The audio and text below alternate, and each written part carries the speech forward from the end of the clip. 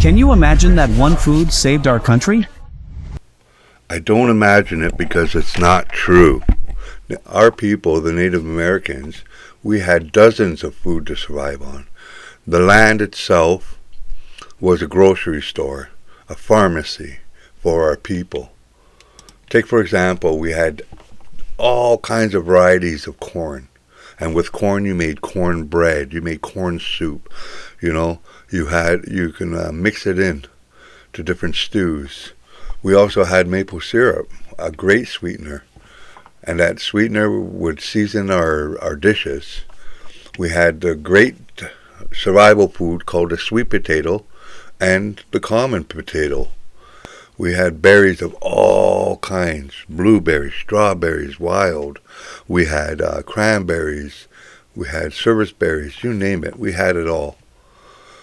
We had salmon that would cook in an open fire. Fish galore. There was so much fish here that when the Europeans arrived, their nets would explode, burst. They actually have stories where boats actually sunk because there was too much fish in the nets.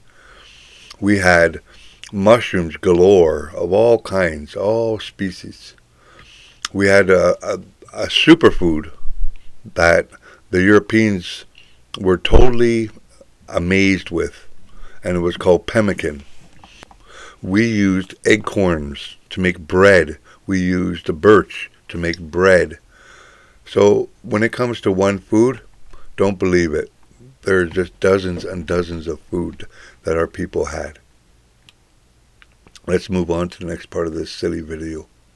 There are two approaches for surviving the next world crisis: the way of 95% of the population, or the survivalist way. Which one will you choose? We no longer know how to live without refrigerators, without cars, without phones, or without supermarkets.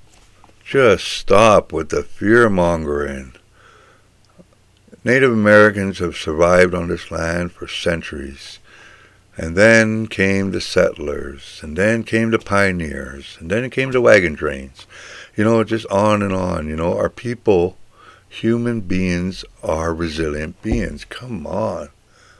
What will you do tomorrow if you simply are unable to buy things? I sometimes even think we're kidding ourselves. Their bug-out bags and with our 3-day food rations. Wouldn't we be better off looking at what the pioneers took with them when they traveled from Independence, Missouri all the way to Oregon City? Game meat was unreliable even then, so don't think that they made this 5-month journey counting only on that.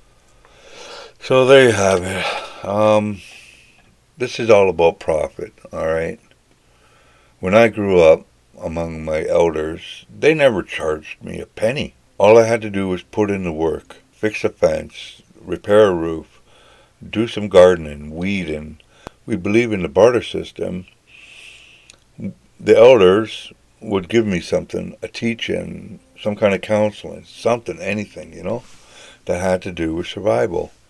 It could have been a therapy, you know, lifting the spirit therapy, a reconnection teaching, something, but I never had to pay for any of it. But there's so many profiteering people out there. It's crazy. So be aware of that. You know, they're going to feed on your fears. They're going to create fears. They're going to bait you and try to get a buck off of you, right? So be aware of that. Miigwech.